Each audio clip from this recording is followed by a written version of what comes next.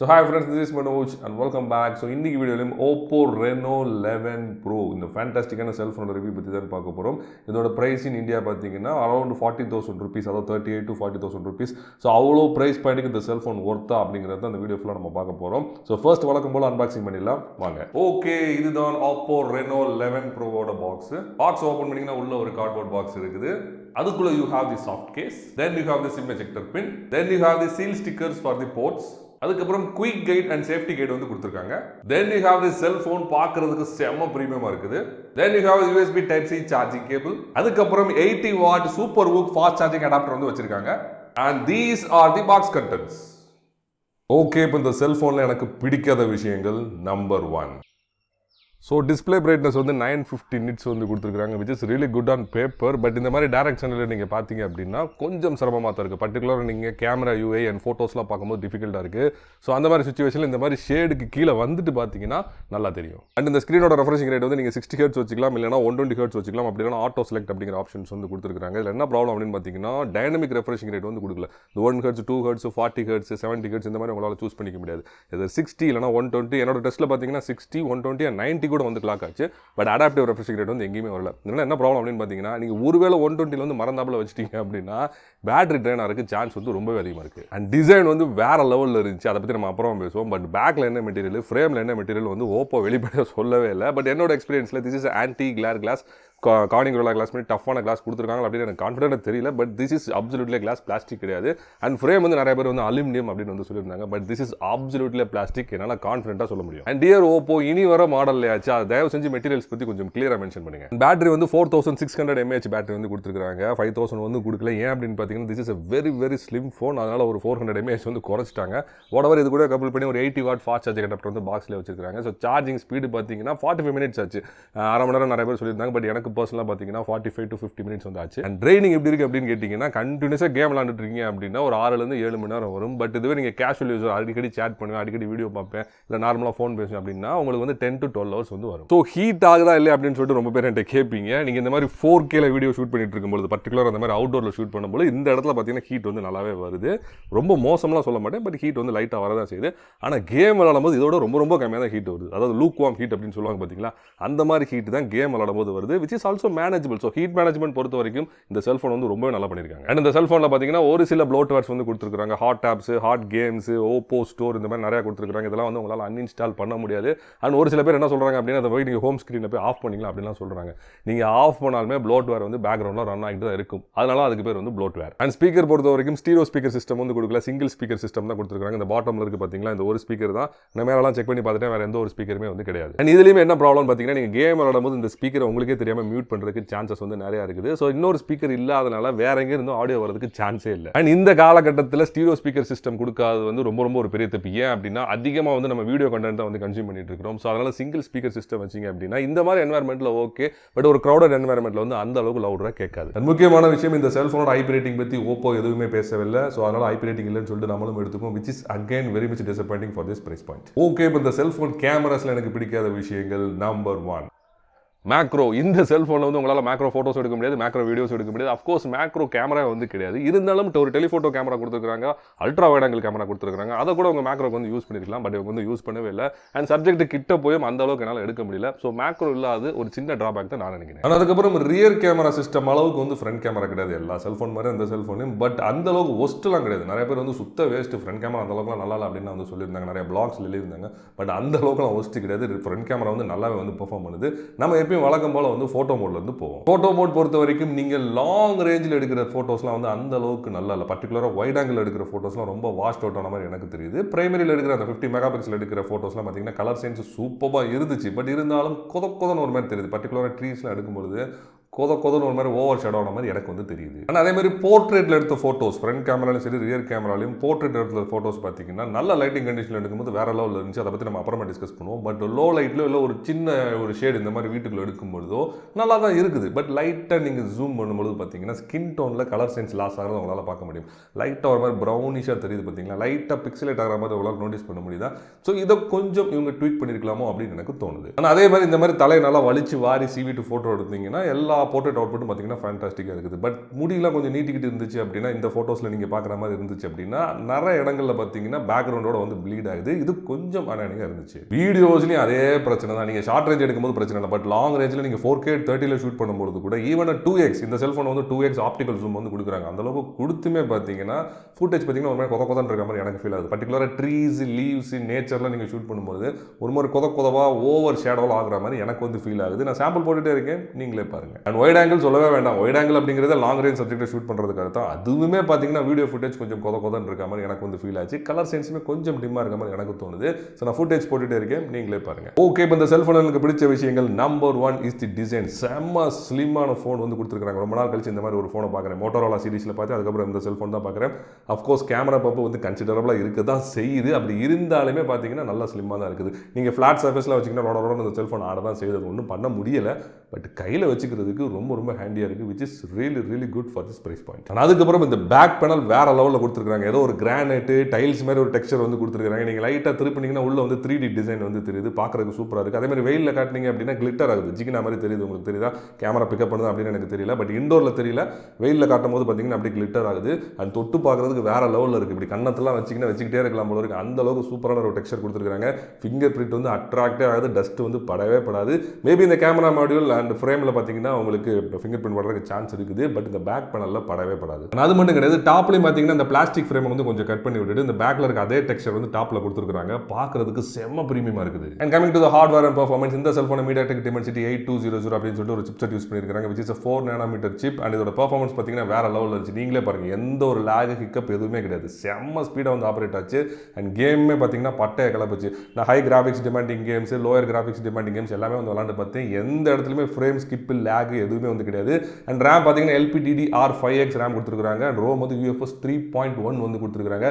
நான் வச்சிருக்க வேரியன்ட் பார்த்தீங்கன்னா 12GB RAM and 256GB Rome variant வந்து வச்சிருந்தேன். அண்ட் ரேமே பார்த்தீங்கன்னா அப் டு 12GB வரைக்கும் நீங்கள் எக்ஸ்பெண்ட் பண்ணிக்கலாம், விச் இஸ் ரியலி கிரேசி.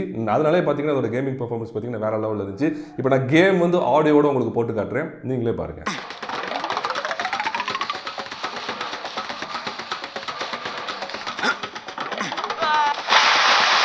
இந்த செல்ஃபோனில் டால்பி மாதிரி ஸ்டாண்டர்டான ஆடியோ சிஸ்டம் வந்து கொடுக்கல. அதுக்கு பதிலாக வந்து ஓ ரியாலிட்டி அப்படின்னு சொல்லக்கூடிய ஆப்போவோட ஹோம் க்ரோன் ஆடியோ சிஸ்டம் தான் வந்து கொடுத்துருக்காங்க.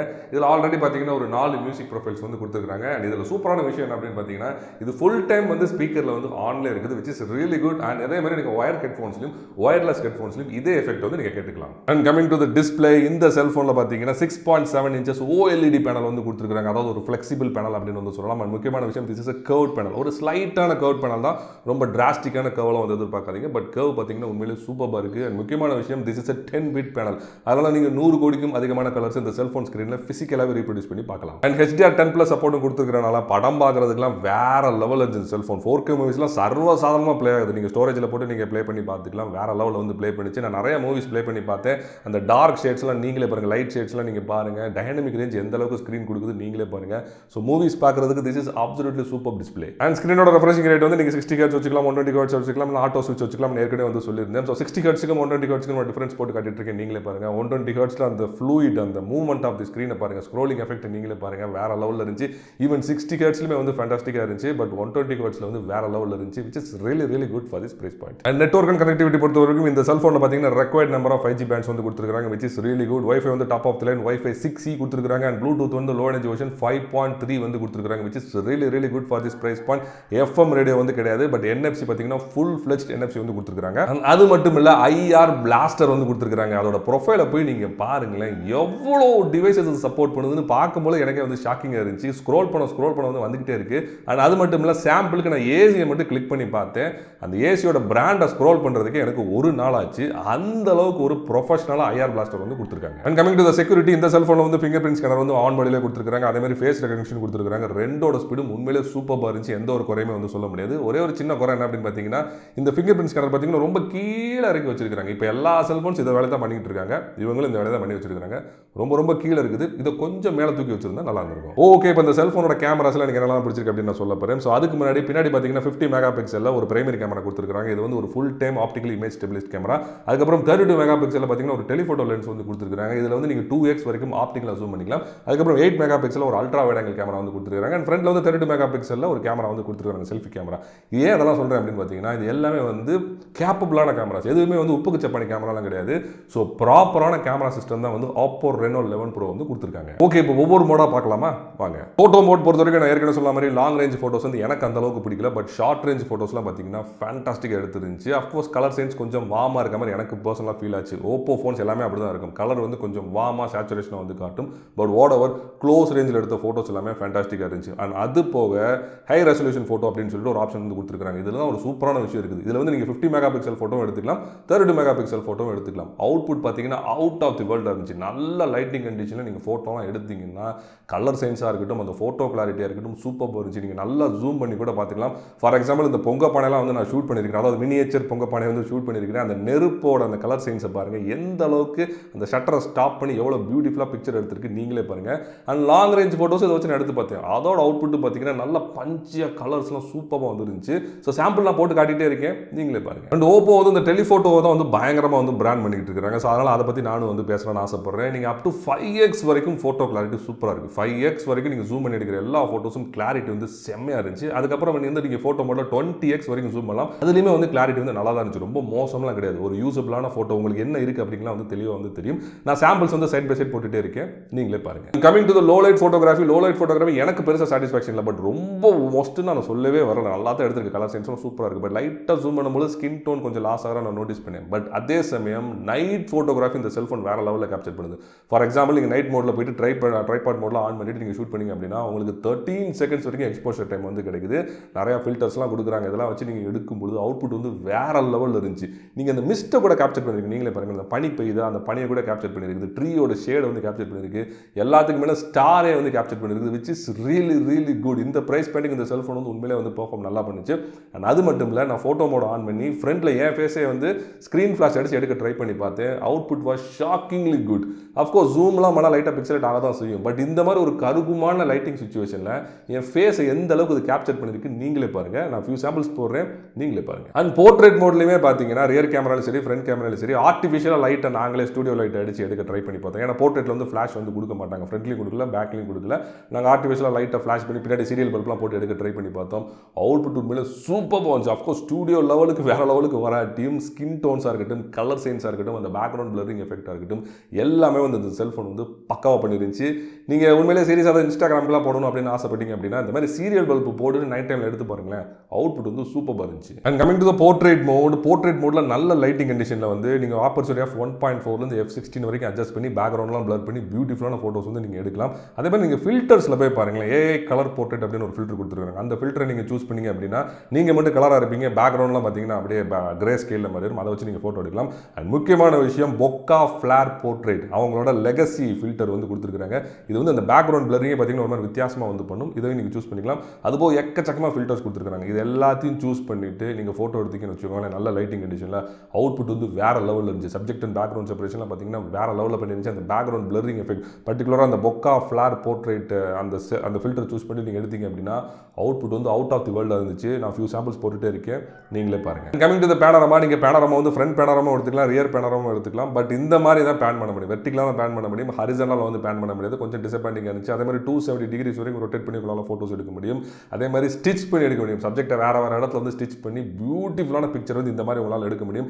நான் ரொம்ப ஷாக்கிங்காக பார்த்த விஷயம் என்னன்னு தெரியுமா, இந்த ஸ்டிச் பண்ணுற அந்த கேப்பே வந்து தெரியல. இந்த பழைய படம்லாம் பார்த்துருக்கீங்களா, டபுள் ஆக்ஷன்லாம் பண்ணும்போது நடுவில் ஒரு கோடு வரும் பார்த்தீங்களா, ஒரு சில செல்ஃபோன்ஸ் வந்து இப்பயுமே வந்து அந்த மாதிரி எடுத்துக்கிட்டு இருக்குது. பட் இந்த செல்ஃபோன் அந்த ஸ்டிச் வந்து அந்த அளவுக்கு தெரியவே இல்லை. நேச்சுரலாக ஒரு ஃபோட்டோ எடுத்த மாதிரி ஒரு ஃபீல் தான் வந்து கொடுத்துருந்துச்சு. அவுட்புட்டோட கிளாரிட்டியுமே பார்த்தீங்கன்னா சூப்பராக இருந்துச்சு. And coming to the slow motion, நீங்கள் வந்து 120 FPS, 240 FPS, 480 FPS and 960 FPS இந்த அளவுக்கு ஹை ஃப்ரேம் ரேட்டில் வந்து நீங்கள் ஷூட் பண்ணிக்கலாம். அவுட்புட் எப்படி இருக்குன்னு கேட்டிங்கன்னா எல்லா செல்ஃபோன் மாதிரியும் கொதம் தான் இருந்துச்சு. பர்டிகுலராக லாங் ரேஞ்ச் சப்ஜெக்ட்டில் எடுக்கும்போது கொதம் புகை மாதிரி தெரிஞ்சிச்சு. பட் ஷார்ட் ரேஞ்சில் எடுக்கிற சப்ஜெக்ட்லாம் உண்மையில வந்து ரொம்ப நல்லா இருந்துச்சு. பட் நம்ம பார்க்க வேண்டிய விஷயம் என்னன்னா ஸ்லோ மோஷன் எஃபெக்ட் எப்படி இருக்குது அப்படின்னு தான் பார்க்கணும். ஸ்லோ மோஷன் எஃபெக்ட் வேறு லெவலில் இருந்துச்சு. எங்கேயுமே ஹிக்கப், லேக், ஃப்ரேம் ஸ்கிப் எதுவுமே பார்க்க முடியாது.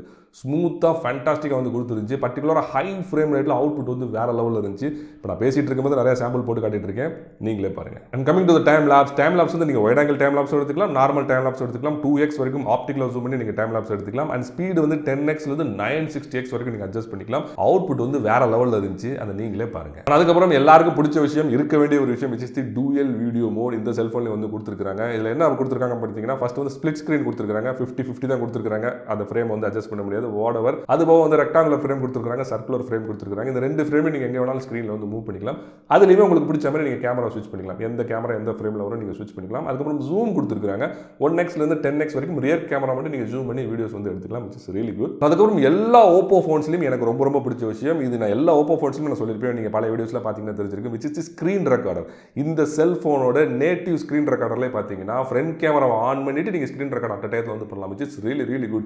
இது வந்து ஸ்டூடெண்ட்ஸ், எஜுகேட்டர்ஸ், ப்ரொஃபசர்ஸ், டீச்சர்ஸ் எல்லாருக்குமே பார்த்தீங்கன்னா ரொம்ப ரொம்ப ஹெல்ப்ஃபுல்லாக இருக்கும். ஒருவேளை நீங்கள் யூடியூப் சேனல் வச்சிருக்கீங்கன்னு வச்சுக்கோங்களேன், ஒரு சாஃப்ட்வேர் வந்து எக்ஸ்பிளைன் பண்ணுறீங்க அப்படின்னா டேரெக்டாக ஸ்க்ரீன் ரெக்கார்ட் பண்ணி உங்கள் ஃபேஸையும் சேர்த்து ரெக்கார்ட் பண்ணிட்டு டேரெக்டாக நீங்கள் யூடியூப்ல வந்து அப்லோட் பண்ணிக்கலாம். And coming to the videography, இந்த செல்ஃபோனோட ரியர் கேமராவில் வந்து உங்களால் 4K 30 FPS வரைக்கும் ஷூட் பண்ண முடியும். அதே மாதிரி 1080p வந்து 60 FPS வரைக்கும் உங்களால் ஷூட் பண்ண முடியும். 4Kல வந்து 60 FPS கொடுக்கல. அதே மாதிரி ஃப்ரண்ட் கேமராவில் பார்த்தீங்கன்னா 4K 1080p 720p எல்லாமே வந்து 30 FPS மட்டும் ஷூட் பண்ண முடியும். 60 FPS வந்து கொடுக்கவே இல்லை. வீடியோ கிளாரிட்டி எப்படி இருக்கு அப்படின்னு கேட்டிங்கன்னா, நான் பார்த்த வரைக்கும் லாங் ரேஞ்ச் சப்ஜெக்ட் எல்லாமே நான் ஏற்கனவே சொன்ன மாதிரி கொஞ்சம் கொதன்னு இருந்துச்சு. ஈவன் 2x ஜூம் பண்ணும்போதே பார்த்தீங்கன்னா ஒரு மாதிரி கொதன்னு இருந்துச்சு. ஓவர் ஷேட் ஆகிற மாதிரி தெரிஞ்சு, கோஸ்டிங் எஃபெக்ட்லாம் எனக்கு வந்து தெரிஞ்சு. பட் அதே நீங்கள் க்ளோஸ் ரேஞ்ச் சப்ஜெக்ட் எடுக்கும்போது அவுட்புட் வேற லெவலில் இருந்துச்சு. அஃப்கோர்ஸ் அதுவுமே பார்த்தீங்கன்னா கொஞ்சம் கலர்ஸ்லாம் வாமாக இருக்க மாதிரி, ஓவர் சேச்சுரேட் இருக்க மாதிரி எனக்கு வந்து ஃபீல் ஆச்சு. பட் என்னதான் இருந்தாலும் அவுட்புட் வந்து 4K 30 FPS ஷூட் பண்ணும்போது வேற லெவலில் இருந்துச்சு. ஈவன் 1080p 60லுமே பார்த்தீங்கன்னா அவுட்புட் வந்து வேற லெவலில் இருந்துச்சு. நான் ஒரு சில சாம்பிள்ஸ் போட்டுட்டு இருக்கிறேன், நீங்களே பாருங்க. ஆனால் அதுக்கப்புறம் நீங்கள் வந்து ஸ்டெடி வீடியோகிராஃபி வந்து ஷூட் பண்ணிக்கலாம். Of course electronic image stabilisation use பண்ணி தான் வீடியோ வந்து ஸ்டெபிலைஸ் பண்ணுறாங்க. ரியர் கேமராவில் வந்து 1080p 60 வந்து ரெக்கார்ட் ஆகுது. ஃப்ரண்ட் கேமராவில் பார்த்தீங்கன்னா 1080p 30 வந்து ரெக்கார்ட் ஆகுது. நான் ரெண்டுத்துக்கு சாம்பிள் போட்டு காட்டிட்டு இருக்கேன், நீங்களே பாருங்க. நீங்கள் அல்ட்ரா ஸ்டடி மோட் ஆன் பண்ணோடனே ஒரு சிவியர் கிராப் வந்து வருது. அது ரியர் கேமரா வந்தாலும் சரி தான், ஃப்ரண்ட் கேமரா வந்தாலும் சரி தான், ஒரு சிவியர் கிராப் வந்து வருது. But what over video stability பார்த்தீங்கன்னா ரொம்பவே சூப்பராக இருந்துச்சு. யூஸ்வலாக வந்து ஸ்டெபிலைஸ்ட் வீடியோவில் பார்த்தீங்கன்னா கிளாரிட்டி கொஞ்சம் கம்மியான மாதிரி தெரியும். பட் இந்த செல்ஃபோன் அந்த அளவுக்கு வந்து நான் நோட்டீஸ் பண்ணல. ரியர் கேமராலையும் ஃப்ரண்ட் கேமராலையும் அந்த அளவுக்கு வந்து வீடியோ கிளாரிட்டி செதஞ்ச மாதிரி நான் பார்க்கல. ஸ்டெபிலிட்டி நல்லா இருந்துச்சு, வீடியோ கிளாரிட்டி ரொம்ப ரொம்ப நல்லா இருந்துச்சு. நான் ரெண்டுத்துக்குமே சைட் பை சைடு கம்பேரிசன் போட்டு காட்டிட்டு இருக்கிறேன், நீங்களே பாருங்க. அண்ட் இன்னொரு முக்கியமான விஷயம், நீங்கள் ஃப்ரண்ட் கேமராலையும் ரியர் கேமராலையும் வந்து பொக்கா வீடியோ வந்து ஷூட் பண்ணிக்கலாம். பேக்ரவுண்ட்லாம் பிளர் பண்ணி சப்ஜெக்ட்டை மட்டும் ஃபோக்கஸ் பண்ணி ஆப்பர்ச்சுனிட்டி ஆஃப் 1.4 16 வரைக்கும் அட்ஜஸ்ட் பண்ணி நீங்கள் பொக்கா வீடியோ எடுத்துக்கலாம். கிளாரிட்டி பார்த்தீங்கன்னா 1080p 30ல மட்டும் தான் வந்து ரெக்கார்ட் ஆகுது. அவுட்புட் எப்படி இருக்குது அப்படின்னு கேட்டிங்கன்னா ரொம்ப சூப்பராக நான் சொல்ல மாட்டேன். பட் பழைய Oppo Reno கம்பேர் பண்ணுறதுக்கு திஸ் இஸ் ஃபார் பெட்டர். லைட்டாக முடியலாம் வந்து கொஞ்சம் ப்ளீட் ஆக தான் செய்யுது. பட் நீங்கள் க்ளோஸ் ரேஞ்சில் நல்ல லைட்டிங் கண்டிஷனில் வச்சு எடுக்கும்போது அவுட்புட் வந்து உண்மையிலே நல்லா ப்ரொஃபஷனலாக வந்துருந்துச்சு. பர்டிகுலர் ஃப்ரண்ட் கேமராவில் நீங்கள் கிட்ட தான் ஃபோனே வச்சிருப்பீங்க, அதனால் பார்த்தீங்கன்னா அவுட்புட் வந்து உண்மையிலே ரொம்ப நல்லா இருந்துச்சு.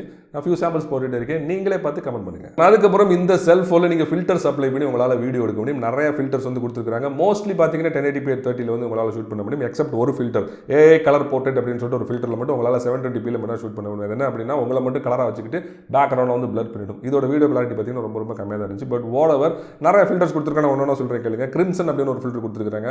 ரெட்டை மட்டும் ஃபோக்கஸ் பண்ணிட்டு மிச்சம் எல்லாத்தையும் கிரே ஸ்கேல் பண்ணி விட்டுரும். அதுக்கப்புறம் ஃபாரஸ்ட் கிரீனை மட்டும் ஃபோக்கஸ் பண்ணிட்டு மிச்சம் எல்லாத்தையும் கிரே ஸ்கேல் பண்ணி விட்டுரும். ஸ்கை ப்ளூவை மட்டும் ஃபோக்கஸ் பண்ணிட்டு மிச்சம் எல்லாத்தையும் வந்து கிரே ஸ்கேல் பண்ணி விட்டுரும். அதுக்கப்புறம் பொக்கா ஃபிளேர் போர்ட்ரேட், இது வந்து உங்களோட லெகசி ஃபில்டர். இந்த ஃபில்டர் அப்ளை பண்ணி நீங்கள் எடுக்கும்போது பேக்ரவுண்ட் அந்த பொக்கா எஃபெக்ட்லாம் பார்த்தீங்கன்னா ஒரு மாதிரி ஃபிளேர் மாதிரி தெரியும், அப்படியே ஒரு மாதிரி தீப்பிடிச்சு எரியிற மாதிரி தெரியும். நீங்கள் மட்டும் நல்லா பஞ்சாக கலர்ஃபுல்லாக தெரியுங்க, which is really good. அதோட சாம்பிள்ஸ்லாம் உங்களுக்கு போட்டு காட்டுறேன், நீங்களே பாருங்க. அண்ட் அதை மட்டும் நிறைய ஃபில்டர்ஸ் கொடுத்துருக்காங்க. பிபிட் கொடுத்துருக்காங்க, வார்ம் கொடுத்துருக்காங்க, பிளாக் அண்ட் ஒயிட் ஃபில்டர்ஸ்லாம் வந்து கொடுத்துருக்காங்க. இது எல்லாத்தையும் வச்சு உங்களால் 1080p 30ல வந்து வீடியோ ரெக்கார்ட் பண்ண முடியும், which is really really good. Okay, இப்போ இந்த செல்ஃபோனை வாங்கலாமா வேணாமா அப்படின்னு பர்சனலாக கேட்டிங்க அப்படின்னா அஃப்கோர்ஸ் இந்த பிரைஸ் பண்ணி இந்த செல்ஃபோன் ஒர்த்து தான். ஒவ்வொரு ரூபாய்க்கும் நிறைய வேல்யூ வந்து கொடுத்துருக்காங்க. பட் அதே சமயம் நீங்கள் வேறு மாடல்ஸ் பார்க்கலாம். இதை மட்டும் பாருங்க, நான் சொல்ல மாட்டேன். இதுக்கு காம்படிஷனாக நிறைய மாடல்ஸ் இருக்குது. ஏன்னா சிங்கிள் ஸ்பீக்கர் சிஸ்டம் கொடுத்துருக்காங்க, மேக்ரோ கேமரா கொடுக்கல. கேமராஸ்லையுமே அங்கங்கே ஒரு சில இடத்துல பார்த்தீங்கன்னா கோட்டை விட்டுருக்காங்க. ஒரு ஹாஃப் பேக்டு செல்ஃபோன் மாதிரி தெரியுது. அவசரமாக செல்ஃபோனை டிசைன் பண்ண மாதிரி எனக்கு வந்து தோணுது. மிச்சப்படி இந்த செல்ஃபோனில் எக்கச்சக்கமாக வந்து ஃபீச்சர்ஸ் இருக்குது. நல்ல கேமரா சிஸ்டம், நல்ல பவர்ஃபுல்லான ப்ராசஸர், கேமிங் பெர்ஃபார்மன்ஸ் எல்லாமே பார்த்தீங்கன்னா ஃபேண்டாஸ்டிக்காக இருந்துச்சு. ஸோ தாராளமாக நீங்கள் இந்த செல்ஃபோனை நீங்கள் வாங்கலாம். இந்த செல்ஃபோன் உங்களுக்கு வேணும் அப்படின்னா ஃப்ரெண்ட்ஸ் மொபைல்ஸோட நம்பர் வந்து நான் ஸ்க்ரீன்லையும் கொடுக்குறேன், டிஸ்கிரிப்ஷனில் கொடுக்குறேன். ஸோ கால் பண்ணி கேட்டு வாங்கிக்கோங்க. ஸோ மேலும் ஒரு சூப்பர் வீடியோட சீக்கிரம் வந்து உங்களை சந்திக்கிறேன். நல்லது, பாய் ஃப்ரம் மனோஜ்.